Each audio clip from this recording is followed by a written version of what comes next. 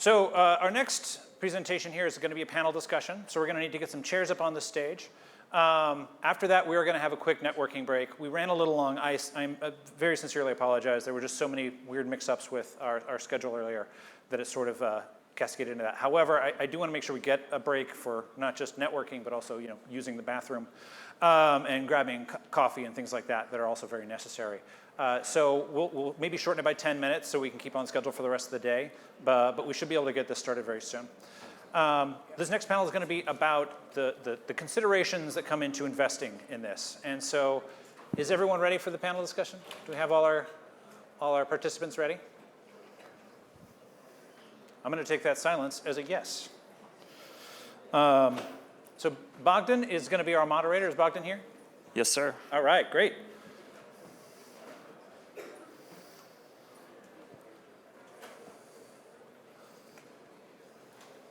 All right.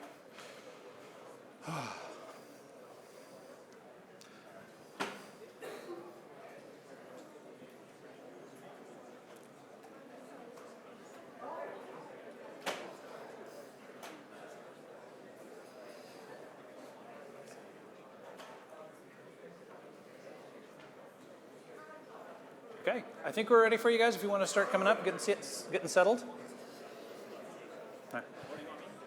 I think I'll have you here, and then I'll have you introduce all of the different panelists. Thanks very much, by the way. Appreciate you guys being patient. I know we're a little behind. Yeah, we'll get some more mics for y'all. Yeah, I know.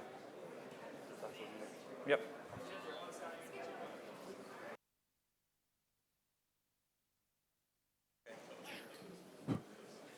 Oh, we'll pass this around. Okay. Hi, everyone. It's about that time to get the second cup of coffee, I feel like. All right. Welcome, everyone. I think we are behind schedule, so we should probably get started here. Thank you so much for being here. And I'm not sure you guys know this, but a lot of people decided to come last minute. So many thanks to the volunteers and Marya and ALM Ventures for organizing this. This is great. Yeah, thank you for being here. All right, now, we're going to talk about humanoids. And I have a list of 5 questions, which we may or may not get through. The goal of this discussion is to make it interesting. Feel free to share things that may or may not be consensus. Let's have some fun with it. We are amongst friends here. Right? So maybe we'll start with some very quick intros. I'll introduce myself, and I'll invite everybody to just say their name and their position, and the funds they represent, and so forth. So I'm Bogdan Cristei. Very good to meet you. I'm with SHACK15 Ventures. I focus on robotics, automation, and industrials, and we invest at the seed and pre-seed stages. Over to Marya.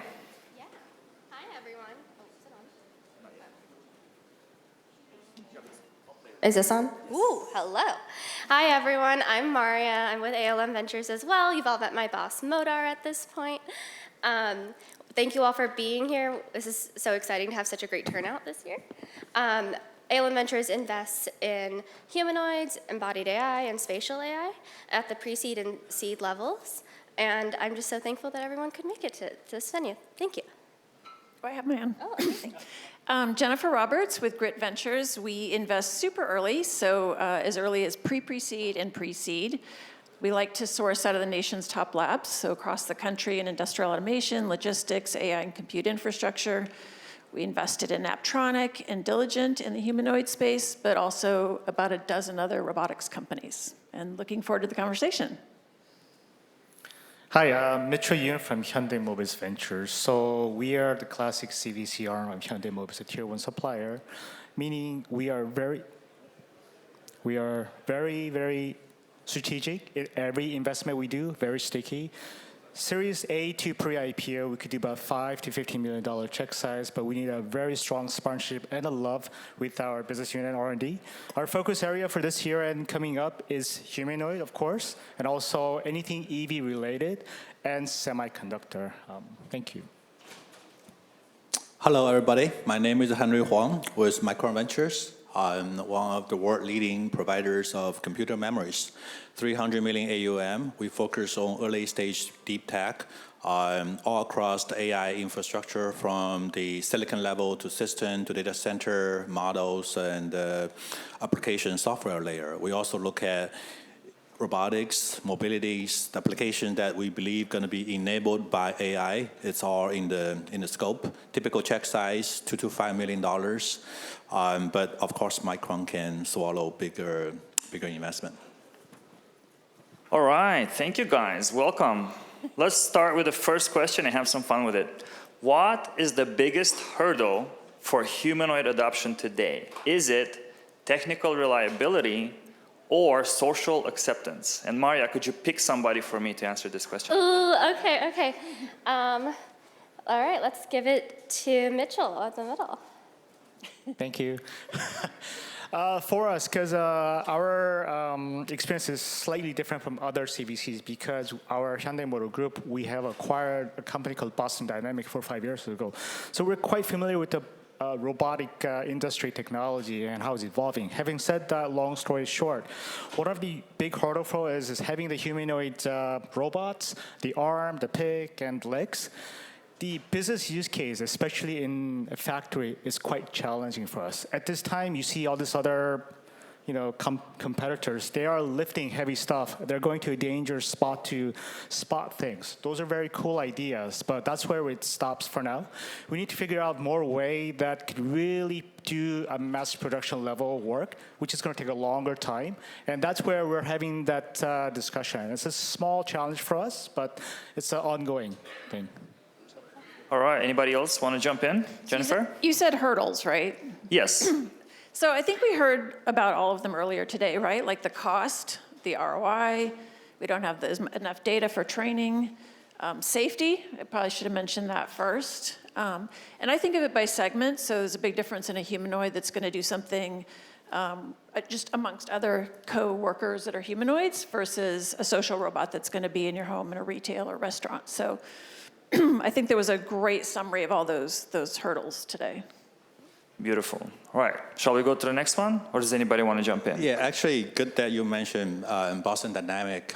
So prior to Micron, I was with another corporate venture team, TDK Ventures. Back in TDK, we invest in agility robotics, first check-in 2021. Was it agility? Agility robotics, yeah. Remember at that time, ChatGPT has not released, and the new wave of humanoid hasn't started yet. At that time, we built the investment thesis around unit economics. And Boston was a kind of leaders in terms of the performance of humanoid robot at that time. And we believe that the tipping point of mass production of humanoid robots will come only when the hourly rate of deploying a humanoid robot close enough to the hourly rate of human labors to do the similar performance. And 5 years later, when I look back, the gap is closer, but I don't feel we actually closed the gap yet. And I have an even stronger belief that this is the tipping point that the industry need to look at. When the return of investment become positive, then the large customers are going to really embrace this new technology. There's always going to be other barriers, like safeties and social responsibilities, etc. But when you are able to present a positive return of investment, guess what? Your customer will help you to work it out. Marya? Yeah, okay, so I'm going to take a little bit of a different stance. I'm going to go with the social acceptance piece, but on the adorability scale, right? I think if we think about... Adorability? Yes, it's my own word. But if we think about how we've accepted hardware over time, if you think about the first PCs that came out, they were kind of like these clunky IBM machines, and then Apple came out with these gorgeous, colorful Mac computers, and that kind of helped kickstart the home scene for having your own PC at home, right? And I still remember Elle Woods in the movie buys an orange Mac when she gets really fed up in Legally Blonde, right? And I still remember that. And that's exactly how hardware gets adopted over time as well. So I think if, I know many of us follow humanoid stuff on Twitter, Sunday Robotics That was a great post because he has this cute cap, it's colorful. It's something I want in my home. It's something I want to see outside too. I think we have to think about a little bit what the UX design for these robots will be as we get them more mobile and better data and more reliable. What do we actually want to look at in our homes and in our spaces outside? And you're going to post something on the durability scale. Is it 1 to 5, 1 to 3? We'll talk about it afterwards. Okay. Well, and Bogdan, don't you think it also depends on whether it's speaking to you? I mean, so for example, Diligent Robotics, I think it's adorable. Moxie, it's a hospital supply robot, but it doesn't actually communicate with people. I mean, I think it has a few commands that it can say, but like it's really focused on doing its task versus like a Cartwheel or, you know, Sunday or whoever, who are in your home and may eventually need to interact with you. Yeah. All right. Let's go to the next question. Will humanoids evolve like an industrial automation platform or an iOS-style ecosystem for the physical world? Who wants to take on this one? Any takers? I'm happy to talk about it. All right. Thank you, Jen. Okay, because I think it has to be both. I mean, initially I'm like, okay, of course it's iOS, it's an ecosystem, it's nimble hardware, it's physical AI, it's all those things in the stack that everybody presented today. But then when I talk to the industrial customers, they want to understand how are you going to manage the fleet, right? So think orchestration and fleet management. How long are these robots going to last? And they want it to last 5 years, right? Or they think of it as an asset that depreciates and they want to own it. How are you going to do maintenance, spare parts? And so anyway, when I think about all of those issues, I think that's an industrial automation business. And so I would say it depends, right, on the environment, right? I think there's a big difference between an industrial automation environment and, again, a home environment. And it depends on the cost of the robot. Absolutely. Right. Henry? Yeah, and I would look at the history of, for example, PC industry or computer industry, and actually as all the a brand new innovations that could have profound impact to the human society, and the technology itself is very complex. You will see that in the beginning, it tends to have a vertically integrated solution, so that can make the complex system works as well as drive the cost down. And I would think that industrial and large automation platform will be the direction to go in the short term, because you have a more controlled environment and you have a large customer that willing to swallow the upfront large cost. But in the long run, I think it would still follow the history of mobile industry, that you will evolve into a standardized hardware and a rich ecosystem from the software side that tackles each and many verticals. All right. Mitchell? Any thoughts? Actually, I'm more close to Jennifer, because it really depends on where you're going after, right? iOS is something that adopted in the car market like years later, after Tesla started with Netflix and all of that stuff. Oh, maybe we should copy that and do the same thing, right? But as of today, we're more focused on the vertical industry, and it has to be automated, very nitty-gritty, picked and selected, and connected with the business use case for that robot to repeatedly do the same thing in the right way. So I think first is this, later is probably iOS. Marya, anything new you want to add? Yeah, I think I echo those sentiments, especially in the near term. But for the long term, I agree with Henry's viewpoint. We're going to eventually have all these little robots at home, and you may need different personalities, you may need different specialties in different areas. And so it's like, maybe the dishwashing app is a different thing than my vacuuming app situation, right? And we have a centralized way that the robots can pick up those models and those apps per se. But in the long term, it's probably we need to have more specialization that we can customize as users. All right. 3 more questions. Let's see if we can make it in time. When do you think of early signs of platform dominance, what matters most? Is it unit economics, deployment velocity, depth of the developer ecosystem that we just discussed, or anything else? So again, that is unit economics, deployment velocity, or depth of the developer ecosystem. or anything else? Henry? Yeah, I can go first. I think it's the deployment velocity. And I think deployment velocity and the depth of ecosystem are strongly correlated. But the depth of or the deployment velocity is more direct measurement of customer adoption. And the other is related, but not that direct. And I would also say that unit economics is very important. I mentioned that in my first answer. But it's not easy to find out what exactly the unit economics that close to tipping point I mentioned, which is the customer willingness to pay, until you see that acceleration of customer deployment. Jennifer?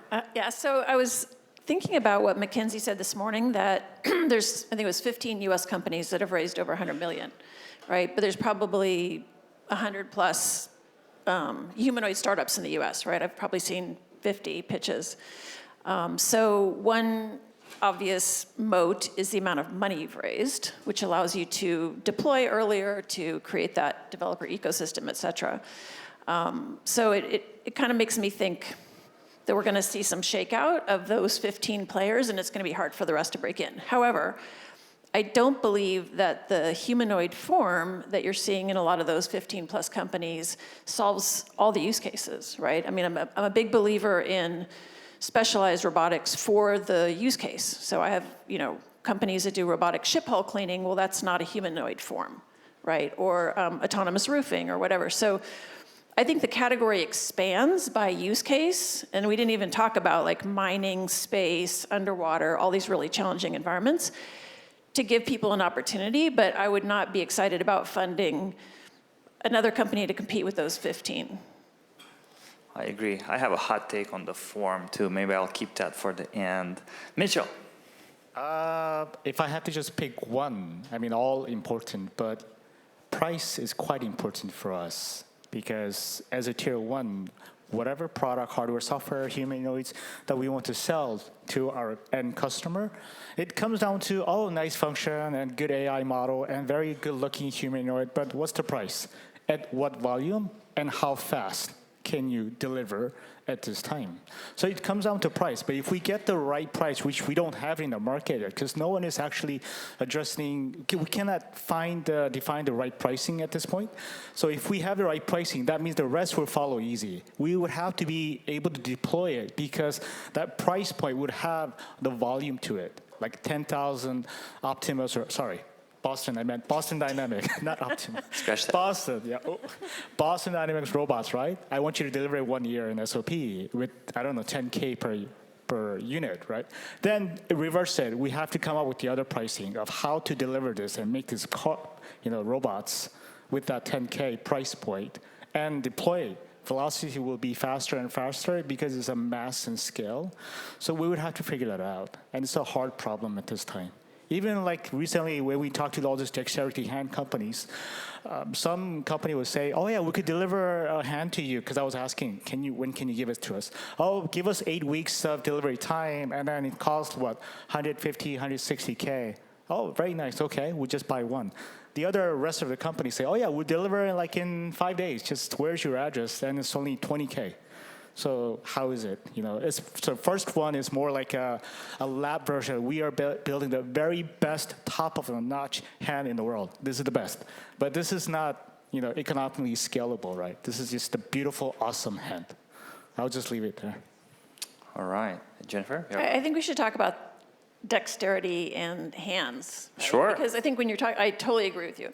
Because I think when you're talking about the cost, for what capabilities, and I feel like, today's, tactile sensing and hands are not where they need to be, and I think that came up repeatedly today. And so what is that cost, and what is the form factor, and how big is that battery pack, or how big is the power? When will we have more efficient solutions, or when will we have smaller components like tendon-style actuation?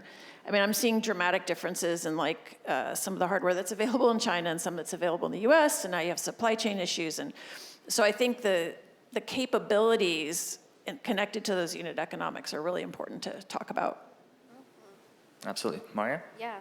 Honestly, ditto everyone here. And I think essentially deployment velocity, because whoever learns the fastest and compounds that knowledge is who wins this market, right? Because you need to build the data flywheel, then you end up building your brand trust, then it just compounds for you, and then you can have that consolidation that brings your unit economics down and makes it more affordable, and it just cycles through. Amazing. All right. I love the discussion so far. How do you guys feel? Pretty good, right? All right. Ooh, I really like this next question. Who is the real buyer for the first 10,000 humanoids? I'll just leave it to that. Let's think about this. I mean, the automotive guys have already made all their announcements, right?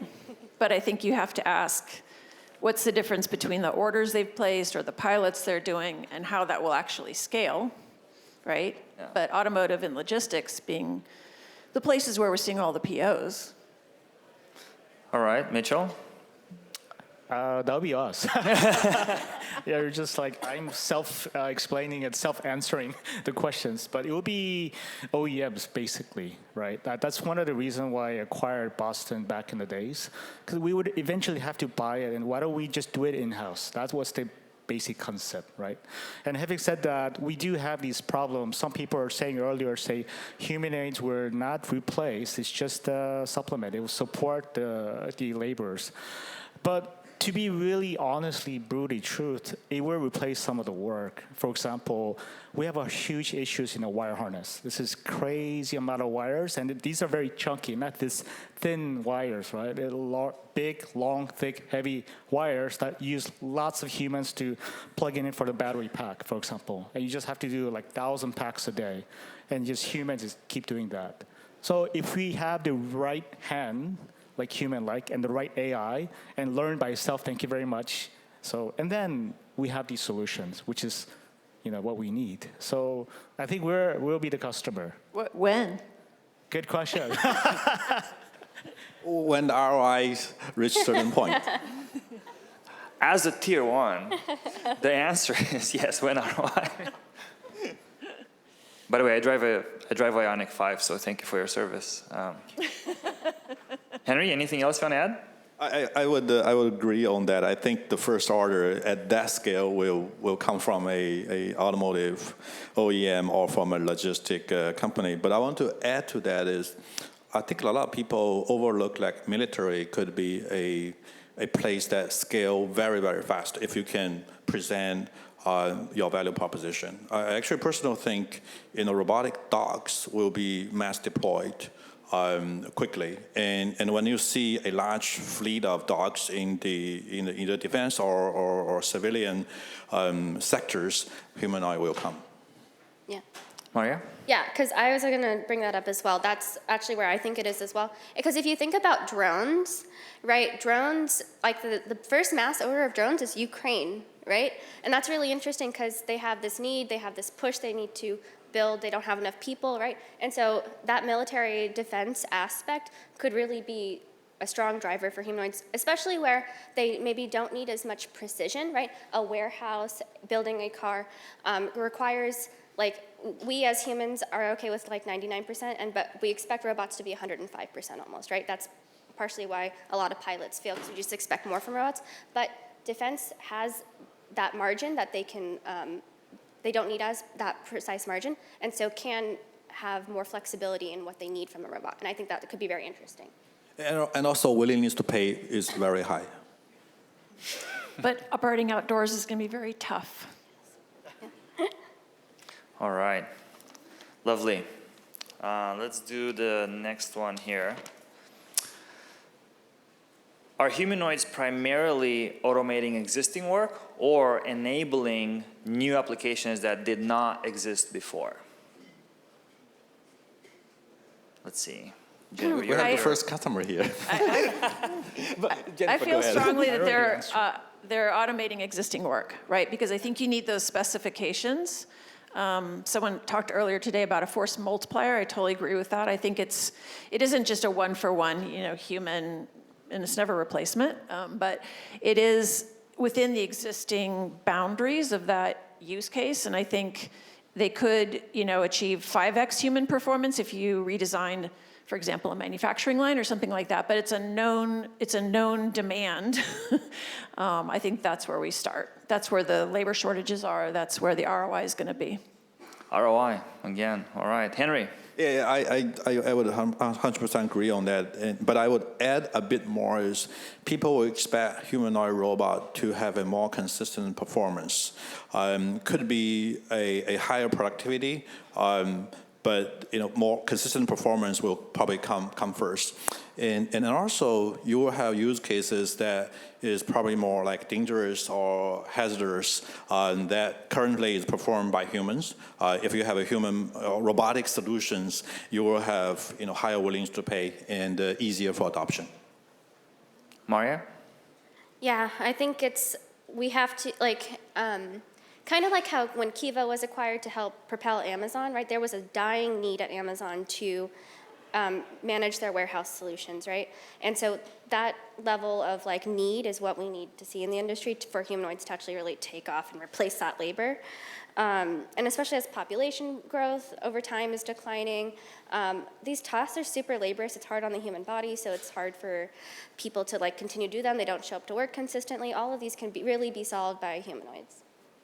By the way, I think we should say something about Amazon. I think it's great that they actually share what their needs are. So they'll tell you that they've only automated half of the use cases, right? And to continue to serve us all with the kind of prime service that we expect and to expand that, they have to invest heavily. So they'll tell you they need dexterity. They need dexterous use cases. They need hands that are back drivable, that can lift heavy things. They need better AI.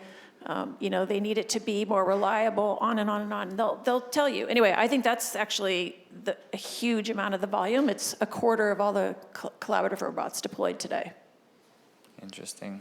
Mitchell, any thoughts? Since all day today, everybody was talking about the data, synthetic, a little bit of real data. But coming from a car industry, what I saw 10 years ago is what I'm seeing today, is simply said. At the time, 10 years ago, everything was, the catchphrase was autonomous driving, anything autonomy. We're giving autonomy to the car with a bunch of sensors. Back then, of course, we had a lot of simulation, and later, people like us, we don't believe in simulation anymore, that's fake. And then they start coming out with this game engines and other ways to make, this is close to real data, but it's simulated, but slightly. So it's tweaked. Okay, we get it. But later on, after that, it flipped. Now it's real data. That's Waymo, that's Tesla, right? That's Motional. That Boston Dynamic, but in general, humanoid will be the same. When I talk to all these AI companies, they say everything, right? But it's very simulated, and they use a lot of different models, RL and video, and also all this vision and all that. All of that technology we've been using for years for cars to see and then take actions, right? So it's the same thing for humanoid. Currently, we're not really thinking too much about the data on the real side yet because it's very repetitive. I'm just picking arm, picking sort. And then we are just working in a very controlled environment. But sooner or later, they will face the real world like a child growing up. And they'll be facing other humans and other robots and other besides the objects. And it's going to be a bigger problem when they have all these things to think about and make a decision in a sound way. And that's going to take real data. And that's where we'll start picking up more. And this is probably an advantage for a company like Tesla and us, that we have a bunch of factories that we're deploying all these robots and collecting data as real time. This is how we would get better. But until that time, it's going to take time to have a really high adaptation, I would say. Beautiful. All right. Those are all my questions that I had prepared. We have a few minutes left. Maybe we do some hot takes. I can start just to set the scene. Mine is, for where the technology is today, I think the correct number of legs on a humanoid should be 4. Because it can go up the stairs, you can lose one, and you can still sort of balance. It's not going to fall over a baby. So that's one thing. The other one is probably the correct number of arms is 3. Probably the correct number of fingers is 4.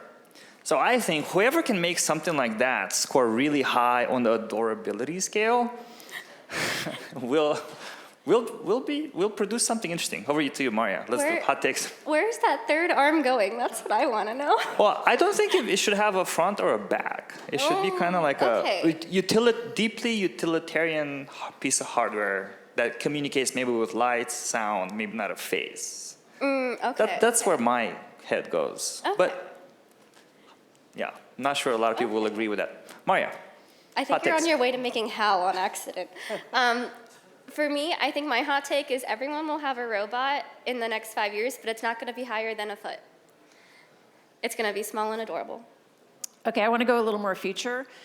I would encourage people here to read Josh Bongard's papers. He's a faculty member at the University of Vermont. And he's working at this intersection of, I'm greatly simplifying this, but like biology meets machines. So if you think about how adaptive humans are and the plasticity of cells in our biology relative to the inflexibility of machines, you'll realize that the future will have a very different kind of AI. And I think when it gets there, machines will be just as fallible as humans, right? So it isn't going to be about 99.99% or whatever. It's going to be machines doing the best jobs they can, managing other machines. So anyway, that's my hot take. Oh, we could spend a lot of time on that. But Mitchell. I'll make it very short. I can't say who or what team, but we did have a project with 4 legs and 2 arms. And after 1 year, it got closed. It looked too weird and scary, right? And the reason is, I'm just curious, the reason is why you killed that program? That's a good question. I can't really say too much, but we had some some failures with 4.